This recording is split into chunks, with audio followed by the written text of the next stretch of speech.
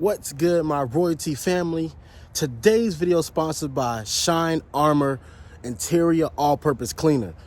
Same thing as the all-purpose cleaner that you'll use for your house, but imagine the same thing for your car. This thing will have your sun visor shining, have your steering wheel shining, have your infotainment system shining. It's in the name, Shine Armor. It's in the name. Go check this product out and let me show y'all how my stuff ended up shining. So as y'all can see, I already used it on the doors of my Jeep SRT. I started cleaning the interior of my Ford Fusion, and then lastly I started shining the Mercedes GLB. That thing smells so good. It has a lemony a scent to it, and I love the smell. Now it's gonna have the car smelling good. Go check that out. What's good, my royalty family? Back at it again with another video. This channel about cars, lifestyle behind cars, credit to get cars, obviously. So tune in to the channel. The channels pretty much have everything: car education, car knowledge, car entertainment. So tune in, check out my other information that I have on the channel. Check out just me having fun with the cars that I get. So if you're new to this video, you obviously might be new to this channel. Last week, actually, I got a Jeep SRT, a 2012 Jeep SRT. And you already know the first things that we Mopar boys do is what? We find out ways to mod the car to at least get it to a point where it's performing a little bit better. I have no issues with the performance now. You talking to a guy who had a Scat Pack. I had a RT. So I pretty much experienced all the engines. I experienced a 3.6 liter. I had a 3.6 liter Challenger, a white Challenger. Then I had a 3.6 liter Dodge Charger as well. So I've experienced all the engines that Mopar can offer. There's only one more engine that I need to experience, and that's the 6.2. Stay tuned for that. We'll bring that to the channel.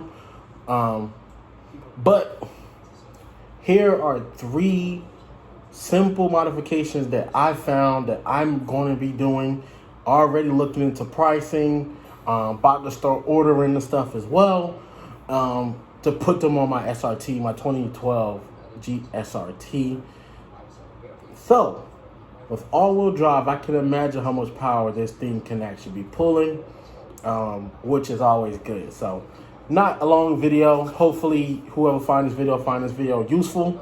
And let me know if you're going to do it, or if you have done it and it's a big change and you have either you did to your RT, Scat Pack, Hellcat, Jeep SRT, Durango SRT, Durango Hellcat, Trackhawk. Let me know if you experienced a big power difference on these cars.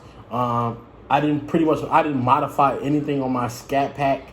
I kept it stock, but this Jeep SRT, I'm gonna go ahead and start modding the engine. But first order of business is obviously what a lot of people know: cold air intake. The thing is finding the right cold air intake. The more money you spend on the cold air intake means the better the performance. I know a lot of cold air intakes start around $200-300. But they say the best ones are the ones that are hitting that $900-800 range. I know there's the K&N cold air intake. I know there's the inline cold air intake, and then there's other generic cold air intakes that you will find anywhere. I know the inland. I think it's called inland. If y'all get in the comments below if y'all know what I'm talking about. It's like inland technology or inland technology. Those runs run around $400 or $500, and they supposed to be really, really good. Then obviously a exhaust kit. The stock exhaust kit on these cars do not serve the vehicles justice due to the fact that like obviously the regulations, and they have to get it passed by the people who pretty much the people who approve cars to be driven on the road. So different topic for a different day. I know I know a lot of people get resonators deletes or mid muffler deletes, but those only make the car perform a little bit better. But it's more just you making the car louder. Now, when you get into like different exhaust kits, like Boiler, I think Boiler's one. There's supposed to be like some catback exhaust that I've been looking at too. But there's different type of exhaust kits out there. Understanding that price range is going to be between $2,000 to $3,000, maybe $1,000 to $3,000, depending on what exhaust kit you get. I know catbacks tend to be a little more affordable, but if you want to change out the whole exhaust kit, there's different options for you. Then we got the cold air intake, we got the exhaust kit. Then obviously you have to touch your throttle body. It's helping it perform pretty much better. I know I haven't really looked into anything to switch out the throttle body just yet because I'm still focused on exhaust kits and cold air intakes. You can pretty much do these steps in whatever way. You can change the throttle body before the cold air intake or the exhaust kit. Doesn't matter. Anyway, these three modifications tend to be affordable depending on what you get.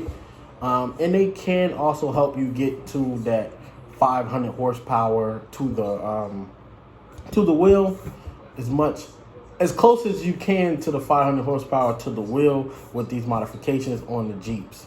So hopefully this helps people who got Jeep SRTs. If you have a Jeep SRT, link up with me, hit me up in the DMs, and let's talk about these Jeep SRTs. You talking to a guy who's had a Challenger, a Charger, now not experiencing the Jeep. But guys, this is the end of the video. Thank y'all for tuning in. Thank y'all for watching. Y'all know how I end my videos. Supporting is free 99.